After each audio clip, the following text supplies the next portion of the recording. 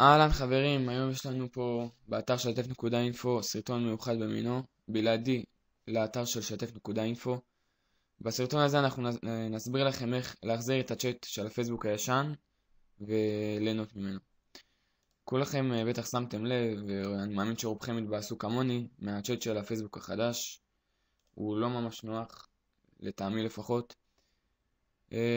ובסך הכל בשביל להחזיר את הצ'אט של הפייסבוק הישן זה לא כזה סיבוך. יש לינק פשוט מאוד שאני ארשום אותו בתיאור של הסרטון הזה, וככה תוכלו להיכנס אליו במהירות ובנוחיות. אוקיי, אז אנחנו נכנסים ללינק הזה. והנה, הופה, יש לנו פה את הצ'אט הישן שכולנו התרגלנו אליו. יש לנו פה את הגלגלת שתמיד הייתה לנו, עם כל הרשימה של כל החברים שמחוברים. יש לנו פה את אותם אפשרויות, אותם רשימות חברים. אנחנו יכולים פה לפתוח שיחות ממש בנוחיות וכמו פעם. אז ככה אני אשאר כמו שאמרתי, את הלינק בטור של הסרטון. תוכלו להיכנס וליהנות מזה.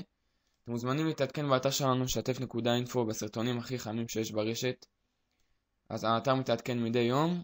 אתם מוזמנים להיכנס, לגלוש ולהעביר את הזמן בכיף.